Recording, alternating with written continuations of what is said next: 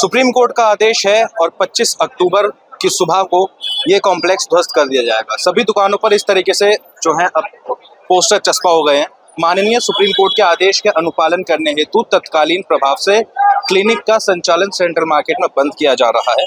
आपसे अनुरोध है कि अगली सूचना तक परामर्श हेतु जेपी हॉस्पिटल प्रभात नगर। ये डॉक्टर साहब ने अपना खुद का जो है यहाँ पे बैनर लगाया है, क्योंकि काफी पुराना क्लिनिक था सेंट्रल मार्केट में, तमाम मरीज यहाँ पे अपना इलाज कराने आया करते थे, लेकिन चूंकि अब सुप्रीम कोर्ट का आदेश है तो मानना पड़ेगा। ऐसे में जो डॉक्टर साहब हैं उन्होंने अब अपना क्लिनिक बदल दिया है, चेंज कर दिया है। मैं बातचीत करना चाहूंगा, डॉक्टर साहब यहाँ पे मेरे साथ में मौजूद है। डॉक्टर साहब, आपका क्लिनिक था यहाँ पे इस 661/6 कॉम्प्लेक्स में, कितना पुराना होगा? लगभग 35 साल, 35 ईयर्स। 1990 से है ये क्लिनिक मेरा। आपका परिचय एक बार मैं डॉक्टर संजय गोयल हूँ, मैं फिजिशियन हूँ। मैंने मेरठ मेडिकल कॉलेज से ही फिजिशियन, मैं एमडी मेडिसिन हूँ। मेरी वाइफ डॉक्टर निशी गोयल वो गायनिकोलॉजिस्ट हैं। हम दोनों ही यहाँ प्रैक्टिस करते हैं पिछले 35 साल से। मैं तो शास्त्री नगर के सब लोग मेरे परिचित हैं, मेरे भाई जैसे लगते हैं मुझे। अब इतने सालों से मैं यहाँ आता जाता रहता हूँ, लेकिन आज दुर्भाग्यवश इस तरह की कार्यवाही हो रही है कि हमें बहुत अफसोस है, हमें ये क्लिनिक छोड़ के जाना पड़ रहा है। अच्छा, तो ये अफसोस की बात है। डॉक्टर साहब, आपने बताया कि 35 साल से आप यहाँ पे हैं, एक लंबा अंतराल होता है। इस अंतराल की कई जनरेशन अभी भी जो है आगे बढ़ रही हैं, डॉक्टर बन के कई आगे निकल चुके होंगे। ऐसे में कई मरीजों का आपने इलाज किया, कई लोग आपके पास में यहाँ पे काम भी करते होंगे, उनका रोजगार क्या छिन गया? हाँ बिल्कुल, जो मेरे कंपाउंडर्स थे, जो मेरे पास काम करने वाले थे, उनका रोजगार तो छिन ही गया। परेशानी हो गई उन्हें। हालांकि वो मेरे से अटैच है, मैं कुछ ना कुछ कोशिश करूंगा उनके परिवार को किसी तरह सपोर्ट करने की। लेकिन मेरे आसपास के जो दुकानदार हैं, उनमें जो 8-8, 10-10 लोग काम करते थे एक दुकान में, वो लोग बेचारे काम का क्या करेंगे? उनकी तो छोटी छोटी दुकानें अपने रोज का परिवार चलाने का काम करते थे, उनके सामने बड़ी परेशानी खड़ी हो गई। अब ये बहुत समझने की और देखने की बात है कि वो आगे अपना दिनचर्या जीवन का लालन पालन कैसे करेंगे अपने बच्चों का। ये मुश्किल का वक्त है उनके लिए, हम सबके लिए बड़ा ही मुश्किल वक्त है।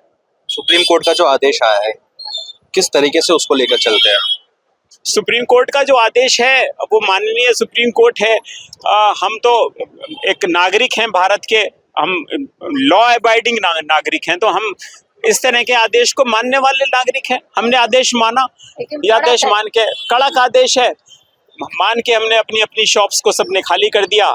सरकार से हम गुहार लगाते रहे आखिर वक्त तक कि सरकार हमारे लिए कुछ कर दे, लेकिन कुछ क्योंकि नहीं हो पाया, तो अब हम इस दुकान को खाली करके और अब आदेश का पालन कर रहे हैं। यही एक दुर्भाग्यपूर्ण बात है बस। देखिए, डॉक्टर साहब तो यहाँ पे थे, लेकिन डॉक्टर साहब के क्लिनिक में काम करने वाले असिस्टेंट यहाँ पे हमारे साथ में, अभी इनसे बातचीत हो रही थी, तो इन्होंने जो बात बताई कि काफ़ी समय से वो भी डॉक्टर साहब के साथ में थे। कितना लंबा समय डॉक्टर साहब के साथ में काम करते हुए? बताया मैंने आपको भी, 25 साल, 25 ईयर्स। आप भी साथ में काम करते? 22 साल मुझे हो गए यहाँ पे। 22 साल आपको? हाँ, काम रोजगार यहीं से था, परिवार का पालन पोषण यहीं से पल रहा है जी। हमारा तो परिवार यहीं से पलता है, रोजी रोटी गई, अब क्या बचा? रोड पे खड़े, ये बचा है हमारे पास। अब देखते हैं गवर्नमेंट सरकार क्या करती है। नहीं, इसमें आदेश तो खैर सुप्रीम कोर्ट का है, माननीय माननीय है। हमारी ना सुप्रीम कोर्ट से लड़ाई है, ना किसी सरकारी महकमे से। हमारी जो प्रार्थना थी वो गवर्नमेंट से थी, सभी से थी कि भाई हमारी रोजी रोटी बचाएं, लेकिन किसी ने कोशिश नहीं करी। अब जो नुकसान हो रहा है, जो हमारे डॉक्टर साहब का नुकसान हो रहा है, मैडम का नुकसान हो रहा है, इस दुकान में अभी हमने 5 साल पहले पैसा लगाया और आज वो तोड़ने कंगार पे रखी। ठीक है, तो क्या ये भी मायूस और हम भी दुखी। जब इंसान शुरू से 1-1 रुपया जोड़ के अपने बिजनेस और अपने काम पे लगाता है, तो उसकी जी से पूछो कि उनने कैसे 1-1 रुपया कमाया और अपने बिजनेस में लगाया। आज सबका बिजनेस छिन रहा है। यहाँ पे सब लोग 1-1, 8-8, 10-10 जने एक दुकान में काम कर रहे हैं, वो तो बेरोजगार हो गए। क्या उन्हें नौकरी कल को मिल जाएगी, या मुझे नौकरी मिल जाएगी कहीं? क्यों? गृहस्थी पीछे खड़ी है, उन्हें खाने को 2 टुकड़े देने हैं, तो सबकी चिंता और सबकी परेशानी।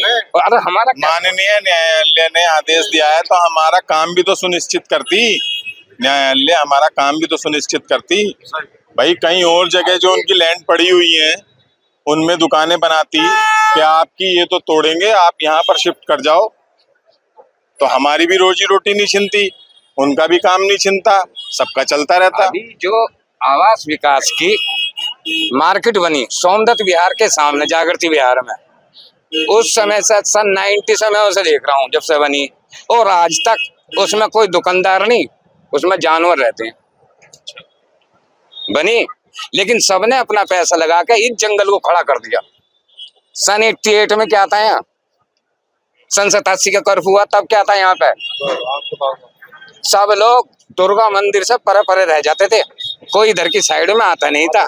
लेकिन सब व्यापारी संघ सब एक दूसरे में जुट हुए, एक दूसरे का सहयोग हुआ, तब धीरे धीरे अपना पैसा पूंजी लगाने के बाद करा।